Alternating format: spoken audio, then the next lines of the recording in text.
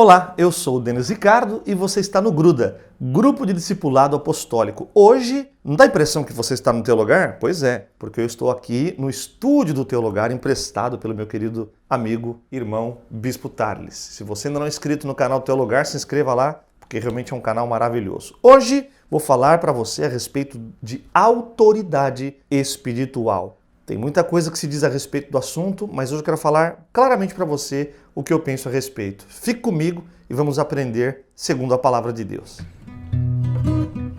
Vamos direto ao texto? Romanos capítulo 13, no versículo 1 diz assim: Todo homem esteja sujeito às autoridades superiores, porque não há autoridade que não proceda de Deus. E as autoridades que existem foram por ele constituídas ou instituídas, de modo que aquele que se opõe à autoridade resiste à ordenação de Deus.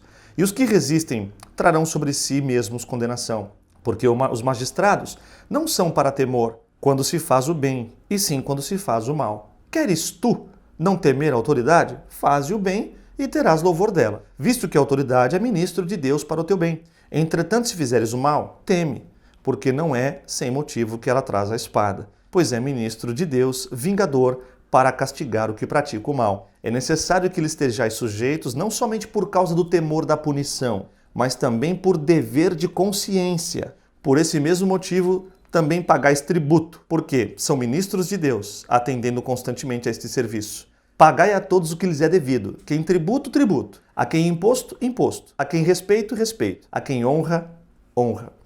Nesse momento em que muitos estão cheios de ideias e cheio de opiniões a respeito do que as autoridades estão dizendo a respeito até mesmo de uma pandemia como essa. Em outros casos também, sejam políticos, psicossociais, culturais, existem muitos motivos para nós concordarmos ou discordarmos das autoridades. E você tem até o direito democrático de concordar ou discordar, mas você se insurgir contra e ser rebelde e não compreender o significado da palavra obediência já é uma outra questão. Então o que Paulo está dizendo? É importante ser obediente, é importante se submeter e deixar nas mãos de Deus aquilo que nós não podemos julgar. Nem sempre você vai ter, nas esferas do seu julgamento, todos os detalhes para você fazer um justo julgamento. E quando você não sabe, o que é melhor fazer? Entrega nas mãos de Deus, deixa Deus cuidar, deixa Deus agir. Mas o que vejo hoje são os crentes, muitas vezes na internet, principalmente nas mídias sociais, falando o que querem, de quem querem, sem o mínimo pudor, sem ética, sem moral, sem consciência. O que Paulo está dizendo aqui, pelo menos por dever de consciência, não só por causa da punição. Eu tenho que me submeter, porque se eu não submeter eu vou ser preso, ou de alguma maneira eu vou ser achincalhado, ou de alguma maneira as pessoas vão me perseguir.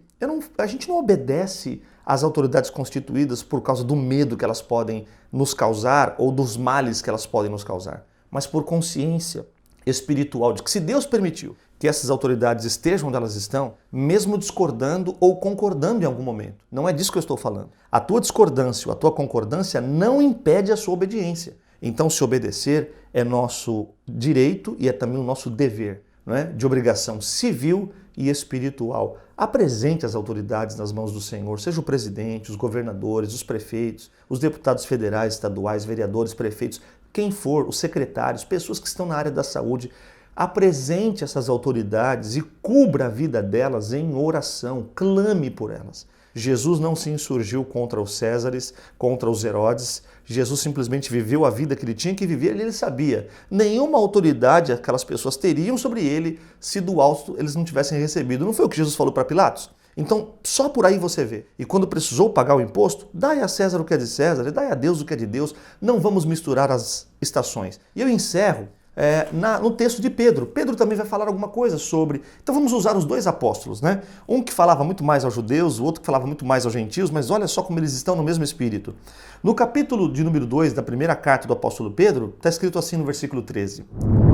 Sujeitai-vos a toda instituição humana por causa do Senhor. É por causa do Senhor que a gente se sujeita, não propriamente das pessoas. Quer seja o rei como soberano, quer as autoridades como enviadas por ele, tanto para castigo dos malfeitores, como para louvor dos que praticam o bem. Porque assim é a vontade de Deus, que pela prática do bem façais emudecer a ignorância dos insensatos, como livres que sois, não usando todavia da liberdade por pretexto da malícia, mas vivendo como servos de Deus.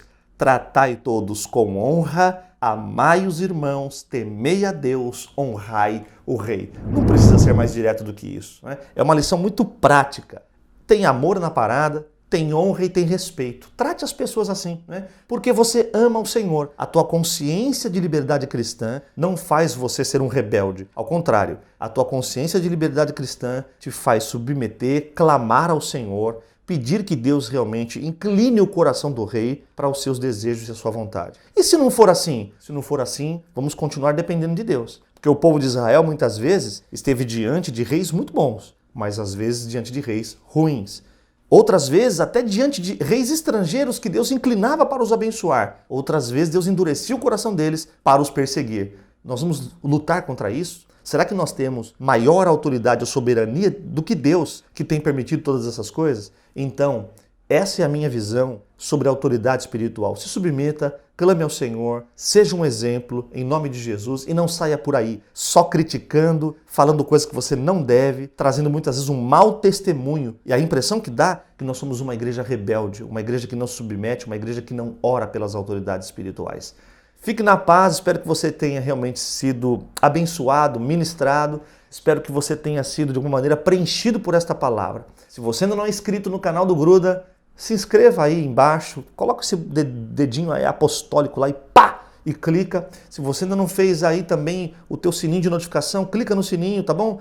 E vá lá também no teu lugar. O Bispo Thales é o cardeal de todos os bispos e pastores do pentecostalismo brasileiro. Ele adora quando eu falo essas coisas. Ele está aqui apavorado, porque ele é muito mais conservador do que pentecostal. Vamos ver se ele vai ter um vídeo de resposta para mim.